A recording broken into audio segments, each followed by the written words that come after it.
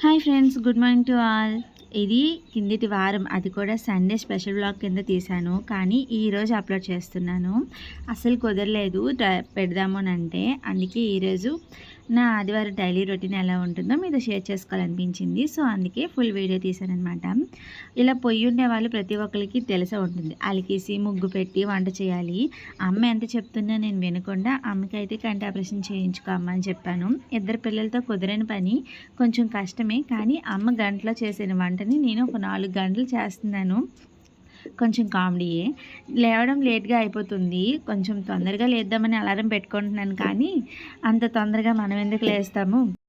అప్పటికి అమ్మ అయితే ఆపరేషన్ ఇప్పుడు చేయించుకోను, మీరు వెళ్ళిన తర్వాత చేసుకుంటానని చెప్పింది. కానీ మళ్ళీ ఆ వద్దులే అమ్మ, అది అసలుకే బాగా కన్నుది బాగా ముదిరిపోయింది కదా, సరిగ్గా కనిపించడం లేదు కూడా అంటున్నావు, అందుకే చేయించుకో అని చెప్పేసి నేనే బలవంతంగా చేయించేశాను. కానీ ఇప్పుడు ఏం ప్రాబ్లం లేదు, బాగానే ఉంది. ఈ పనులు అంటారా, అమ్మ ఉండగా మనకి అంత ఇబ్బంది ఏమి ఉండదు. అందులోనూ పిల్లల్ని చూసుకుంటుంది కాబట్టి పనులు చేసుకోవచ్చు. నేను ఇక్కడ నా కూతురిని చూసుకుంటున్నప్పటికీ నా వంట అంతా అయ్యేసరికి ఒక 4 గంటలు టైం అయిపోతుంది. అంటే నేను ఒక 6కి ఎగ్గెత్తిరించాను అనుకోండి, అదంతా పూర్తి అయ్యేసరికి 8-8:30 అయిపోతుంది. కానీ ఫైనల్లీ మా నాన్న క్యారేజ్కి అయితే వండేస్తున్నాను. అది చాలా అనిపిస్తుంది. సండేనే స్పెషల్గా ఎందుకు వ్లాగ్ తీసానంటే, మిగిలిన రోజులు యథావిధిగా అంటే కొంచెం గాబరగా వంట ఇవన్నీ ఉంటాయి కదా, సో తీయడం నాకు అస్సలు కుదరడం లేదు. సండే అంటే నా చెల్లి ఉంటుంది, సో అందుకని నేను సండే నా డైలీ రొటీన్ మీతో షేర్ చేసుకోవాలనిపించి ఇలా చేశాను. ప్రతి సండే ఇలానే ఉంటుందని కాదు, కానీ ఈ సండే కొంచెం స్పెషల్. అందులోనూ ఉగాది తర్వాత సండే కదా, ఉగాది మనకి గురువారం పడింది కదా, సండే చేసేసుకున్నాం అనమాట. అంటే గురువారం ఎవరు ఎన్వి తినరు, అల్లుడు కోసమని ఇన్ని వెరైటీస్ చేయించింది మా అమ్మ. నేను చేశాను అంటే ఇది ఒక 2-3 గంటలు ఎక్కువే పట్టు ఉంటుంది వంట, ఎందుకంటే మనతో అట్లా ఉంటుంది. అందులోనూ చెల్లి హెల్ప్ చేసింది కాబట్టి కొంచెం కొంచెం త్వరగానే అయిపోయింది అనుకోండి. అమ్మ కోసం పచ్చిక కూరలు కాబట్టి అమ్మకి తోటకూర వండాను. అంత బేగి అన్వి ఇవి ఏం తినకూడదని చెప్పారు. సో కొండ దత్త ఒక కొండ దించుకుంటూ వెంటనే అందించేసుకుంటూ, అంటే పక్కన ఇంకెవరైనా ఉన్నారనుకోండి మనకి కోసి ఇచ్చేస్తూ ఉంటారు కదా, అలాంటప్పుడు తొందరగానే అయిపోతుంది.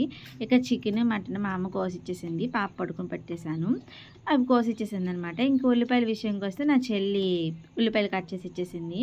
సో ఇలా నాకు ఇద్దరు అనమాట హెల్ప్ చేస్తూ ఉంటే వంటని కొంచెం ఫాస్ట్గా చేసేసాను. నేను మటన్ వండడం ఫస్ట్ టైం అండి. అంటే పర్ఫెక్ట్గా వండడం అయితే నాకు రాదు. చికెన్ అయితే వెరైటీస్ ఏమైనా ట్రై చేస్తాను, కానీ మటన్తో ఇప్పటివరకు అంతగా నేనేం చేయలేదు. అందుకే ఇది బాగా వస్తుందా లేదా అని అనిపించింది. అందులోనూ మా ఆయనకి ఆయిల్ ఫుడ్ తగ్గించాలి, మసాలాలు తగ్గించాలి. నేను ఎక్కడ మసాలా ఎక్కువ వేసేస్తానో ఆయిల్ ఎక్కువగా కనిపిస్తుందేమో అని డౌట్. అందులోనూ అమ్మకి అడుగుతూ మధ్యలో చూడమని చెప్తూ చేశానన్నమాట. ఒక్కొక్కసారి అక్క చేసేటప్పుడు చూసేదాన్ని కాబట్టి ఆ అంచనా ప్రకారం మటన్ వండేసాను. చికెన్ కర్రీ అయితే డోకా అక్కర్లేదు, ఎందుకంటే మనం ఇప్పటికప్పుడు వండుతూ ఉంటాం కాబట్టి దీని టేస్ట్ మన స్టైల్లో వండేసానమాట. పొయ్యి మీద వండేటప్పుడు మాత్రం కంపల్సరీగా మనకి 2-3 గిన్నెలు అయిపోతాయి. అదే గ్యాస్ మీద అనుకోండి, అదే వండిన గిన్నెతో ఉంచేసినా పర్వాలేదు. కానీ పొయ్యి మీద వండితే మసి అనేది ఉంటుంది కాబట్టి 2-3 గిన్నెలు మార్చాలి. చికెన్ కూడా అయిపోయింది. ఇంకా ఫైనల్లీ ఉన్నది ఈ మటన్ కర్రీ. ఇంకో వైపు ఇంకా బిర్యానీ చేయాలి, ఇంకా గారెలు ఒకటి.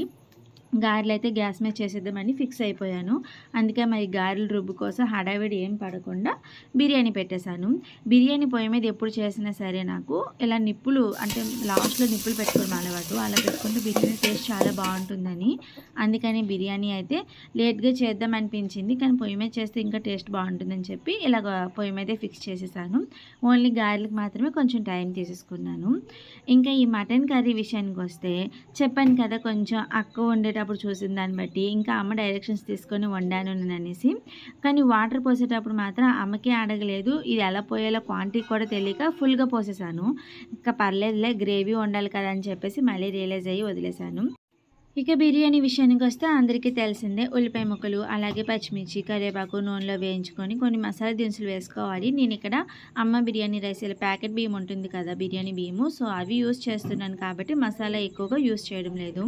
ఎందుకంటే మసాలా ఎక్కువగా ఎవరికి పడదు, అందుకనే మరి మసాలా ఫుడ్ ఇష్టం లేక తక్కువ క్వాంటిటీలో చేసుకున్నాను అనమాట. ఈ రైస్ వేసేసుకొని రైస్ క్వాంటిటీకి తగ్గట్టుగా వాటర్ యాడ్ చేసేసుకొని మూత పెట్టేసి ఉడికించేసుకోవడమే. కొంచెం ఉప్పు చూసేసుకోండి మధ్యలో వాళ్ళు, సో అలా ఉప్పు చూసేసుకుంటే సరిపోతుంది. మటన్ కర్రీకి వచ్చేసి మటన్ అయినా చికెన్ అయినా అంటే నాన్ వెజ్ కర్రీస్కి వచ్చేసరికి మధ్యలో ఇలా అల్లం వెల్లుల్లి పేస్ట్ వేయడం అలవాటు. ఎందుకంటే నాకు అలాగే టేస్ట్ బాగా నచ్చుతుంది. సో నేను అలానే చేసుకుంటున్నాను. మరి మీరు ఎలా నచ్చుతారో కామెంట్ చేయండి. బిర్యానీ చేస్తే మాత్రం మీ అవైలబుల్ బట్టి అంటే పొయ్యి ఉంటే కనుక పొయ్యి మీదే చేసేసుకొని లాస్ట్లో నిప్పులు వేసి ఒక 5 మినిట్స్ ఉంచారనుకోండి, పొడి పొడిలాడే బిర్యానీ రెడీ అయిపోతుంది. వంట అంతా అయిపోయిన తర్వాత క్లీనింగ్ చేసేసుకున్నాను. లేదంటే చిందరవందరగా జిడ్డుగా ఉంటుంది కదా, అందుకే నీట్గా చేసేసుకున్నాను. తర్వాత చెల్లి నేను కలిసి గిన్నెలన్నీ తోమి పడేసాము. అలాగే బట్టలు కూడా ఉతికేసాము. సండే వస్తే సెలవు అంటారు కానీ అకేషన్ అయినా లేదా ఇంకేదైనా సరే సండే మాత్రం ఆడవాళ్ళకి రెస్ట్ ఉండదు.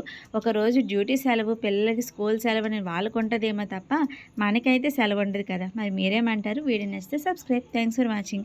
ఇక మన ఛానల్లో ఇలాంటి వ్లాగ్సే వస్తూ ఉంటాయి.